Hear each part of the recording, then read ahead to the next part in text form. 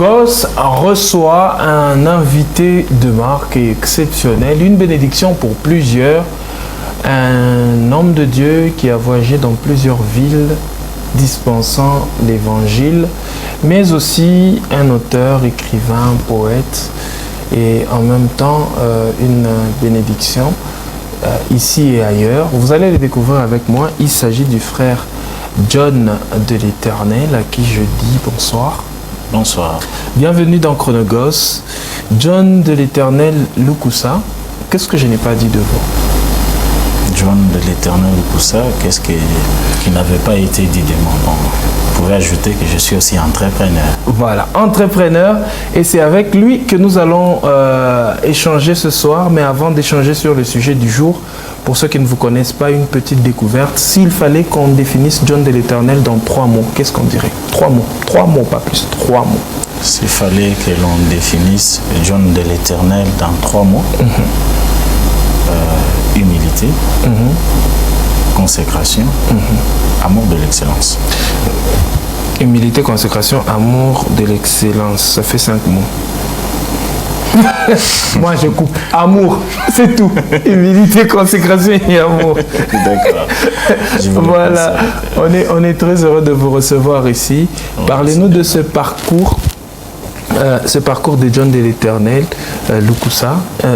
Comment vous avez rencontré le Seigneur? Comment j'ai rencontré le Seigneur?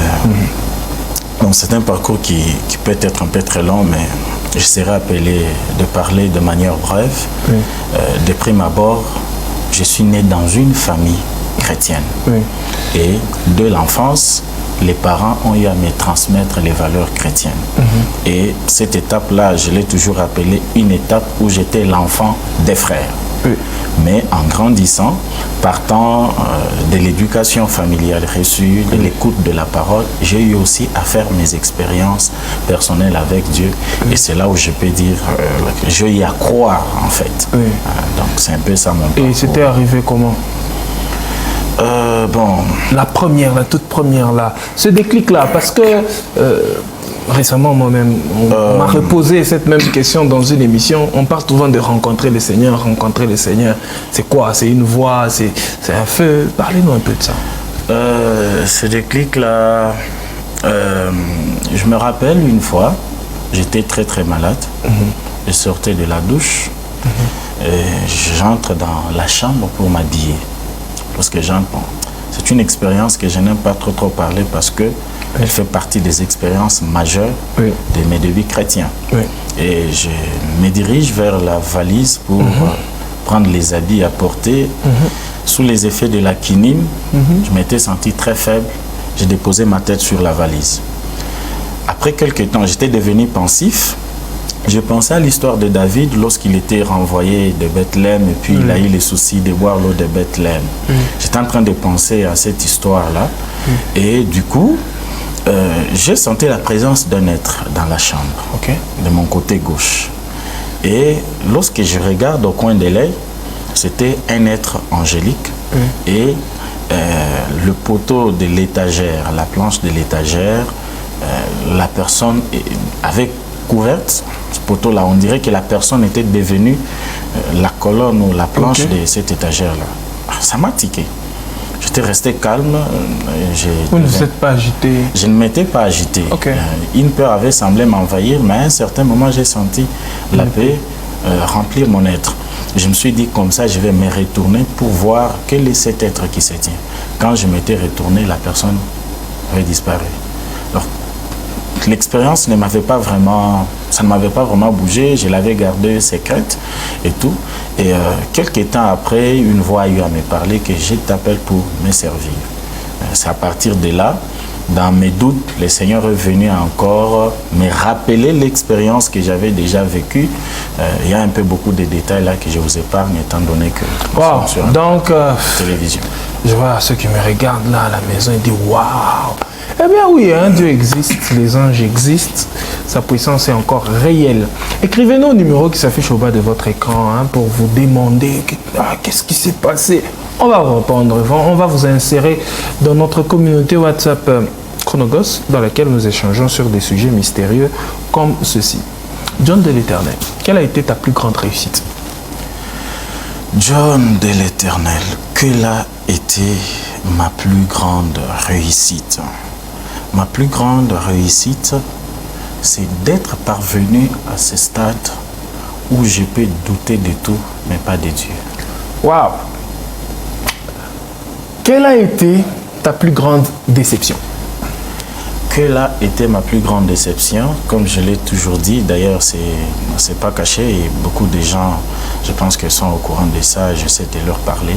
Ma plus grande déception, mon plus grand regret de la vie, c'est d'être resté jusqu'à ce stade sans me marier. Ah! Waouh! C'est que c'est ça, fort. c'est ça. Ça c'est fort. Hein? C'est dans Chronogos. Ça se passe dans Chronogos. Oui. Et c'est quoi les défis?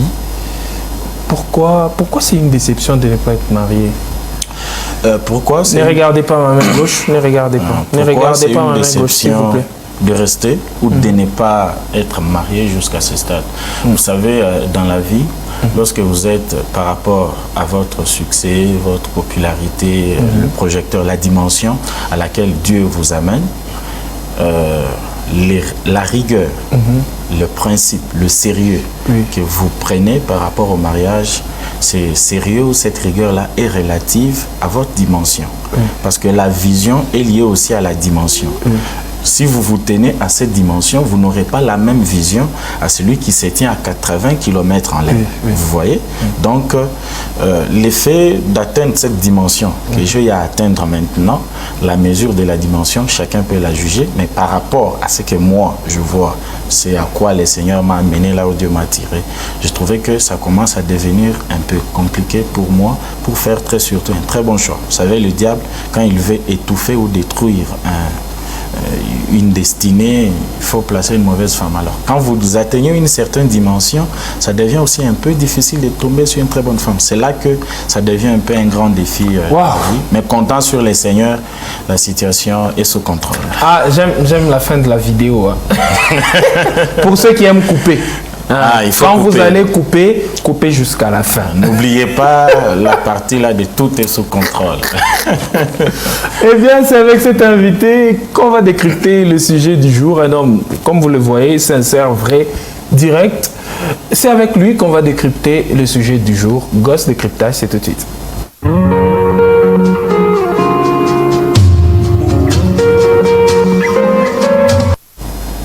Je commence par vous poser une question. Sincèrement, je vous raconte l'histoire d'un homme qui avait tout le temps entendu parler de l'histoire d'Abraham et Sarah qui ont eu un enfant après 75 ans, 100 ans et qu'il avait écouté depuis son jeune âge et qui est tombé sur une publication où une femme en Inde qui était âgée de plus de 60 ans qui avait eu un bébé. Et il s'est rendu compte que c'est lorsqu'il est tombé sur cette information qu'il s'est rendu compte que réellement ça pouvait être possible. Ça ne vous arrive pas de vous poser la question, est-ce que les miracles qui sont dans la Bible sont réellement réels ou pas? Nous parlons donc ce soir des miracles. Comment discerner le vrai du faux?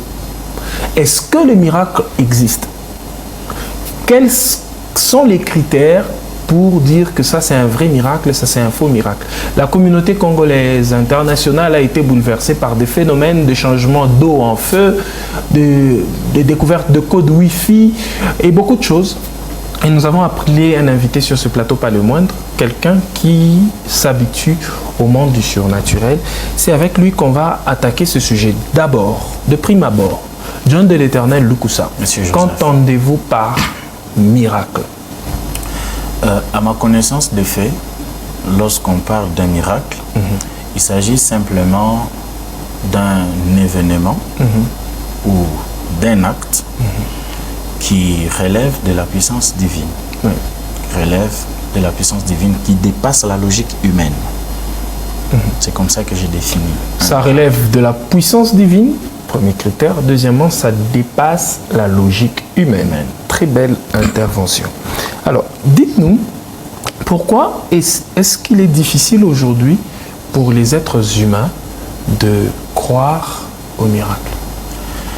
Pourquoi il est si difficile aujourd'hui aux êtres humains de croire au miracle? Bon, cette question peut avoir plusieurs réponses. On y va.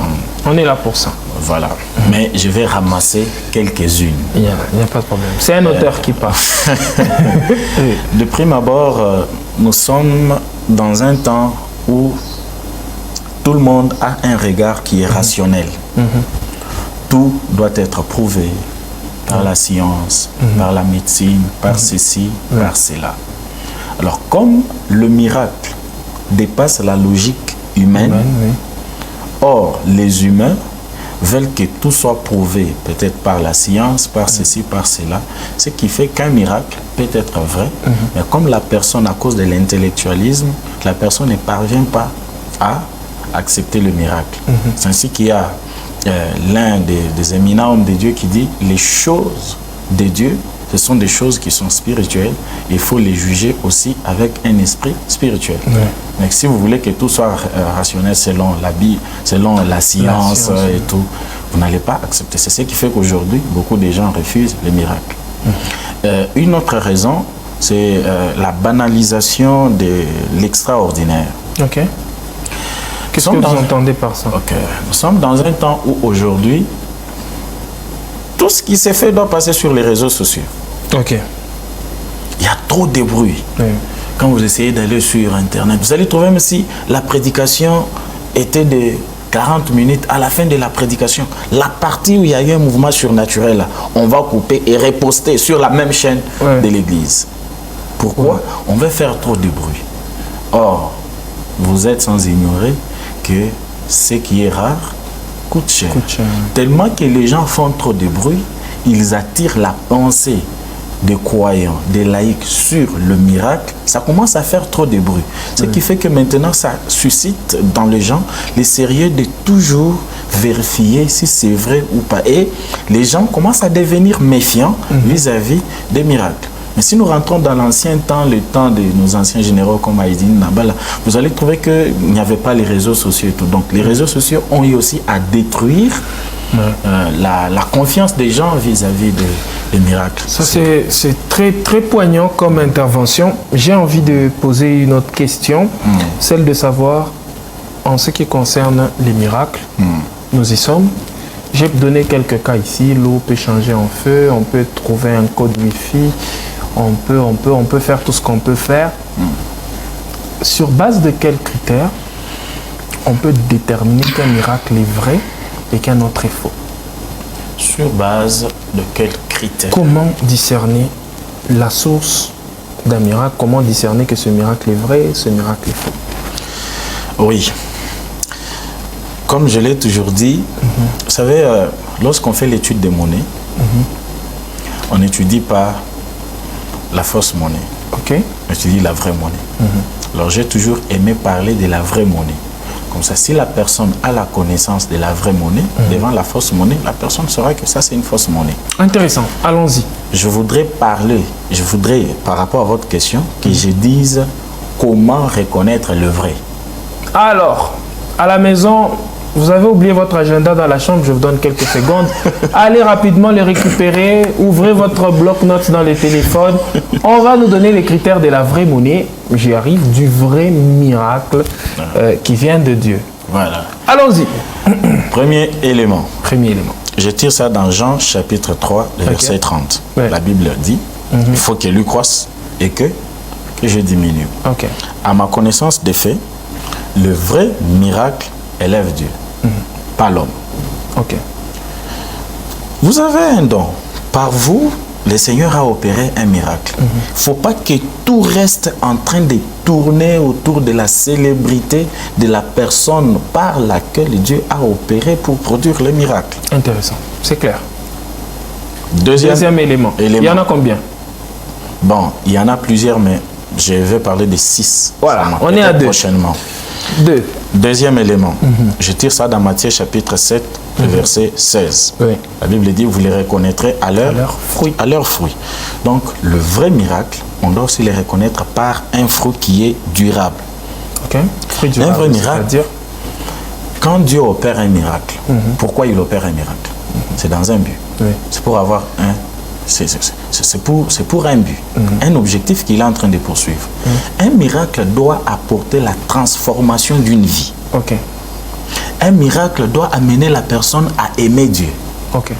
Un vrai miracle doit amener la personne à la repentance. Un vrai miracle doit amener la personne à avoir une paix dans son cœur, à devenir humble vis-à-vis de Dieu, avoir de l'amour envers les gens. Mais un miracle qui est là, qui apporte la division, qui n'amène pas la personne à cultiver une intimité avec Dieu, en tout cas, le fruit de ces miracles-là n'est pas durable. Trouvez aujourd'hui. Trois. Un vrai miracle ne contredit jamais la parole. Oh. Okay. Je tire ça de Galates chapitre 1, le verset 8.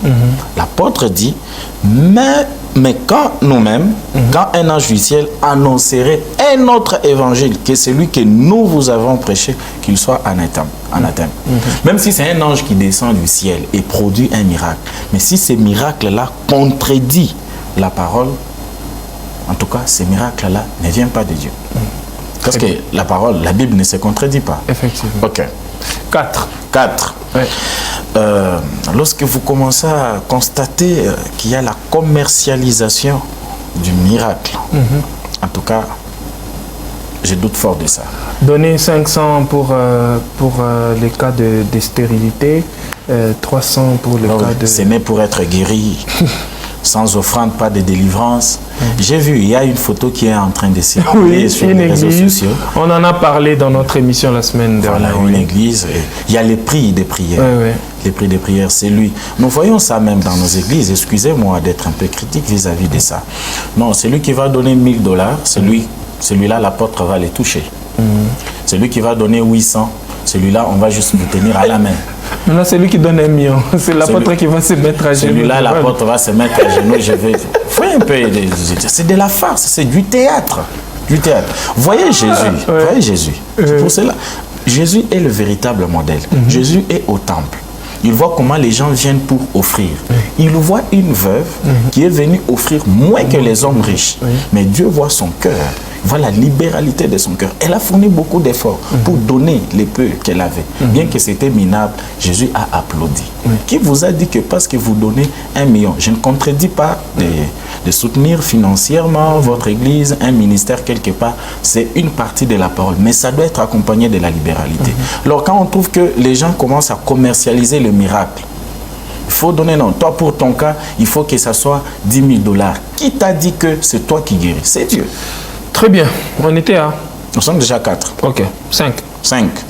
C'est la vérification des témoignages. Ok. Le vrai miracle ne refuse pas la vérification. Ok. Oui.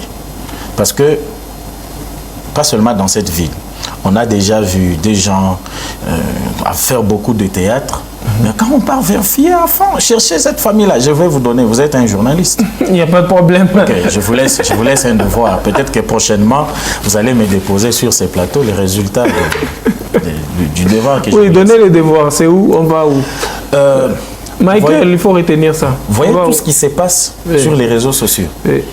Tel, surtout là où les miracles se font beaucoup. Papa prophète, daddy et tout consort. Veuillez un peu chercher les adresses de ces personnes-là. Si vous allez facilement les retrouver. Dans la présentation, vous avez présenté que je suis un expert en santé publique. Oui. Je suis un homme de terrain. Oui. En circuit, je connais les terrains. Je vous demande seulement de mener une petite investigation. Cherchez même 10 personnes. Tel miracle. Cherchez les adresses de ces personnes-là et posez-leur la question. Un miracle, un témoignage doit être vérifié. Vous avez dit que je n'avais pas de trompe de Fallope. Vous avez prié pour moi. La personne est venue témoigner. Dieu m'a donné. Il doit y avoir des preuves médicales. Oui. Des preuves médicales. Quelqu'un vous dit non, Dieu vous a guéri. J'ai vu ça en train de suivre une prédication. On fait marcher quelqu'un, on prie pour la personne, on force à la personne de marcher. La personne marche avec difficulté. Vous voyez que la personne souffre pour marcher.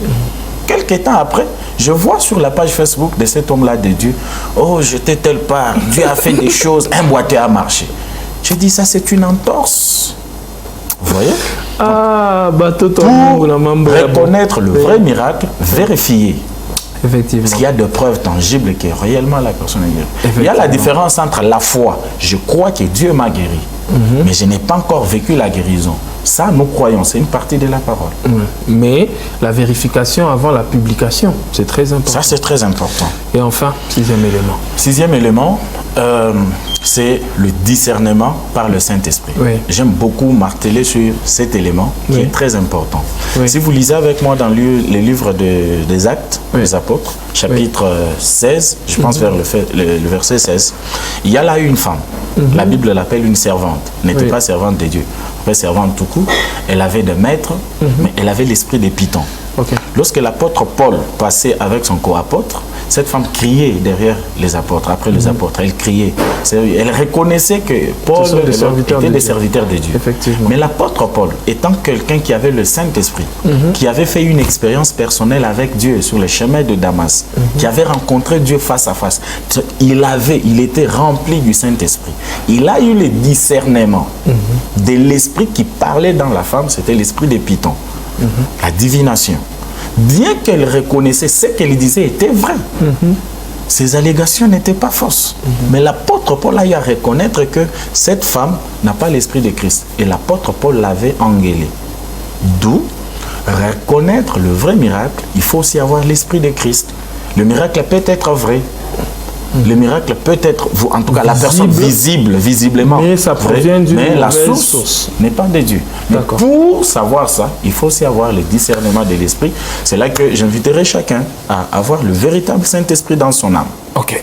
Avoir le véritable Saint-Esprit dans son âme pour discerner le vrai du faux. On nous a donné 6 éléments et moi j'ai un 7e élément et c'est vrai ou faux. Pour terminer cette émission,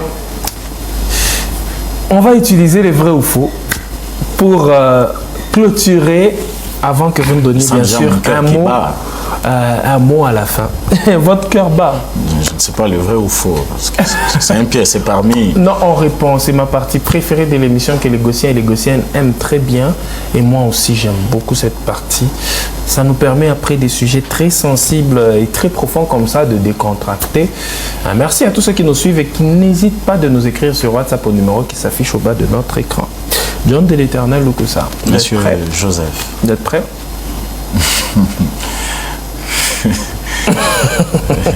Depuis le temps où j'étais étudiant, je n'appréciais pas le style de questionnaire de répondez pas vrai ou faux.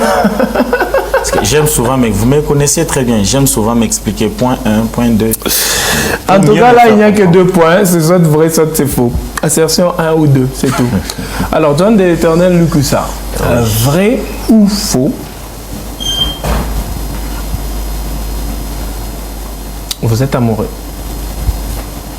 Il faut que je comprenne d'abord ce qui veut dire amoureux. Non, non. Ici, on répond soit par vrai, soit par faux. On ne demande pas. C'est moi qui pose des questions. Oui, je vous demande. Je vais répondre par vrai ou faux. Non, mais avant de répondre... Vrai ou faux, John de l'Éternel ou que ça est amoureux. C'est tout. C'est tout. On n'ajoute rien. Je ne saurais pas répondre parce que je ne sais pas. Bon, si à la maison, vous comprenez. Vous comprenez. Vous comprenez un peu. Veuillez expliciter. C'est quoi être amoureux. Amoureux dans quel sens? J'aime tout le monde, vrai. Ah, non, il fallait dire juste vrai. Ah oui, il fallait expliquer pour que nos spectateurs ne puissent pas être plongés dans la confusion. C'est aussi important. J'évite les polémiques. Comprenez. C'est important. Vous êtes tout à fait d'accord avec bon, salutations à toutes les filles de Dieu qui nous suivent en ce moment. Spécialement la maman des juges de Déjaël. C'est qui la maman des juges de Déjaël? Nous sommes dans la question. Ok, on a compris. Bonsoir à la maman des juges de Déjaël. Vous voyez vous-même à la maison, vous avez ri. C'est ça aussi l'objectif de Chronogos. Retournons au sujet de miracle. Vrai ou faux? Le miracle n'est pas l'évidence que quelqu'un est sauvé. Vrai. Ok. Autre question. Vrai ou faux? L'inspiration est plus forte que les Écritures. Vrai en majuscule et en gras. J'ai envie de couper cette partie. Pourquoi en majuscule et en gras dans une minute? Pourquoi en majuscule? Parce que vous avez dit qu'il faut tout ramener à la parole. Et vous venez de dire que l'inspiration est plus forte que les Écritures. L'inspiration vient avant l'Écriture. Ok. Oui. Si vous lisez, je pense, dans 2 Pierre, entre 1 Pierre et 2 Pierre, mais je pense que ça doit être 1 Pierre, chapitre 2, verset 19. C'est poussé par le Saint-Esprit que des hommes ont parlé de Dieu. Ah, donc l'inspiration qui est plus forte que les Écritures, c'est l'inspiration qui vient de Dieu. L'inspiration qui vient de Dieu, pas toute inspiration. Ah, ok. Bon, nous sommes dans un cadre religieux. Quand vous me posez la question, je pense que... D'accord. Ça va, c'est comme ça qu'on termine Chronogos, mais un dernier mot pour tous ceux qui vous suivent en ce moment, vous annoncez quelque chose ou vous voulez adresser un message particulier à ceux qui nous suivent dans Chronogos dans 1 minute. Top. Ah oui, bon, par rapport à la thématique que nous venons de brosser ici, le message que je peux adresser à ceux qui nous suivent de près ou de loin, c'est de chercher le véritable baptême du Saint-Esprit. Pas se convaincre que vous avez le Saint-Esprit. Quand vous allez vous convaincre que vous avez le Saint-Esprit, vous vous retrouverez en face d'une épreuve et vous devez vous situer pour savoir si ça vient de Dieu ou si ça ne vient pas de Dieu. Si vous avez le Saint-Esprit, il vous dira quelque chose. Alors, cherchez le véritable baptême du Saint-Esprit pour savoir reconnaître le vrai et le faux miracle. Très bien dit ce soir. Merci à tous ceux qui nous ont suivis dans Chronogos, de partout dans le monde. Nous vous aimons. À Lubumbashi, à Kipushi, à Kinshasa, à Brazzaville, à Pointe-Noire, pourquoi pas à Douala au Cameroun. Merci à tous ceux qui aiment Chronogos, le temps et la chronique du gospel. Je suis Jeff Joseph Sumba. J'ai eu le plaisir de recevoir sur ce plateau John de l'Éternel Lukusa, homme de Dieu, auteur, écrivain et aussi enseignant, expert en santé publique. C'était un plaisir de le recevoir. Merci à tous ceux qui nous ont suivis.